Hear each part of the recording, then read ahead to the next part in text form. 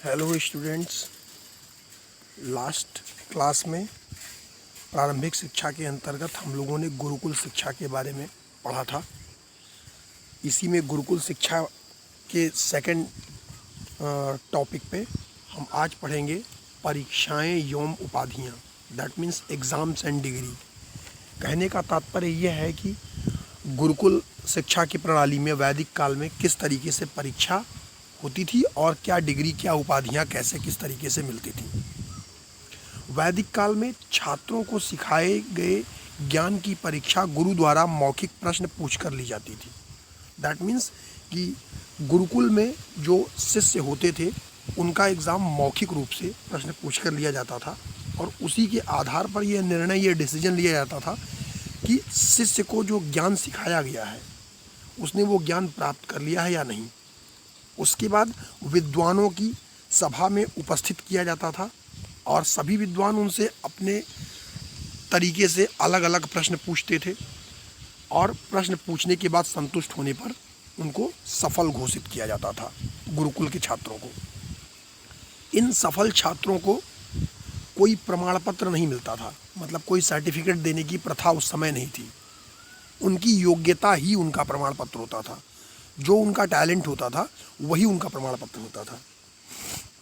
इन सफल छात्रों को गुरुकुल का जो भी प्रमाण पत्र नहीं होता था, परंतु क्या होता था एक्चुअली उसमें होता यह था कि अगर 12 वर्ष का कोई सामान्य पाठ्यक्रम किसी शिष्य ने पूरा कर लिया या कोई एक वेद का अध्ययन पूरा कर लिया तो उन्हें स्नातक माना जाता था कि उन्होंने स्नातक यानी कि ग्रेजुएशन कर लिया। 12 वर्ष की का पूरा पाठ्यक्रम या एक पूरा वेद पढ़ लेने पे उन्हें स्नातक कर दिया जाता था। अथवा 24 वर्ष अगर कोई पाठ्यक्रम पूरा करता था या 2 वेदों का अध्ययन करता था तो उसे वसु की उपाधि मिलती थी, उसे वसु कहते थे। ठीक। और 36 वर्षीय अगर कोई पाठ्यक्रम पूरा कर लेता था यानी कि 3 वेदों का अध्ययन पूरा कर लेता था तो उसे रुद्र की उपाधि मिलती थी। और 48 वर्षीय या 4 वेदों को पूरा करने वाला आदित्य की उपाधि पाता था। ठीक। ये इस तरीके की उपाधि देने का अपना उनका ढंग, अपना उनका तरीका होता था वैदिक काल में गुरुकुल वाली शिक्षा के अंतर्गत। हमने थोड़ा सा कल पढ़ा था समापवर्तन संस्कार। अब एक बार फिर से हम समापवर्तन संस्कार के बारे में थोड़ा सा पढ़ेंगे। वैदिक काल में शिष्यों के गुरुकुल में शिक्षा पूरी होने पर समापवर्तन समारोह होता था। समापवर्तन समारोह कब होता था? जब वो शिष्य अपनी शिक्षा पूर्ण करके गुरुकुल से घर वापस जाने के लिए रेडी होता था। समापवर्तन संस्कार में क्या होता था? इसका शाब्दिक अर्थ यही है, वापस घर को आगमन, समापवर्तन का शाब्दिक अर्थ। इस समारोह में छात्र को ब्रह्मचारी के वस्त्र उतारकर गृहस्थ वस्त्र पहनाए जाते थे, जैसा कि मैंने कल भी बताया था। इसके बाद उन्हें यज्ञ की वेदी के सामने गुरुजी बिठाते थे। मंत्र वेद का मंत्रोपचार करके पूजन, हवन, यज्ञ, अर्चन आदि करके संपन्न कराया जाता था।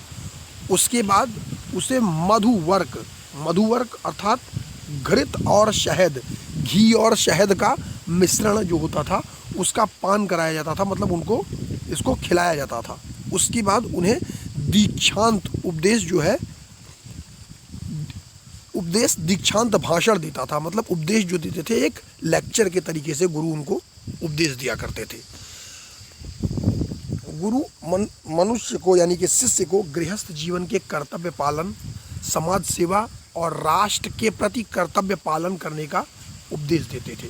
मतलब अपनी रिस्पॉन्सिबिलिटीज़, अपने कर्तव्य, अपनी ड्यूटी को आप आगे अपने गृहस्थ जीवन में कैसे निभाओगे, कभी आलस ना करने की सलाह देते थे।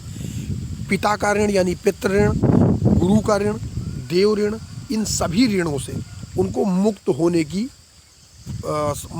की प्रथा समझाते थे गुरु।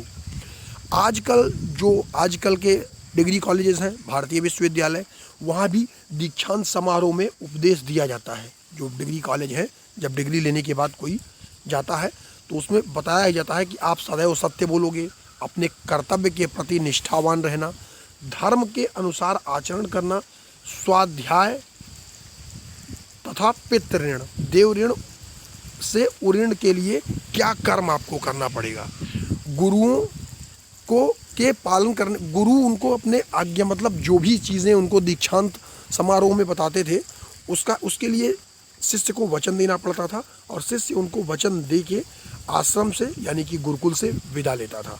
इस तरीके से गुरुकुल शिक्षा की प्रणाली में वैदिक काल में समावर्तन संस्कार होता था और परीक्षाएं और उपाधियां मिलती थी। मेरे ख्याल से आप लोगों को समझ में आया होगा ये लेक्चर। राजबली सर जल्दी ही आपकी क्लास लेंगे, जब तक नहीं लेते तब तक मैं आपको ऐसे ही थोड़ा बहुत बताता रहूँगा। अगर कोई प्रॉब्लम आती है तो आप कमेंट ज़रूर करते रहिए वीडियो पे। Thank you.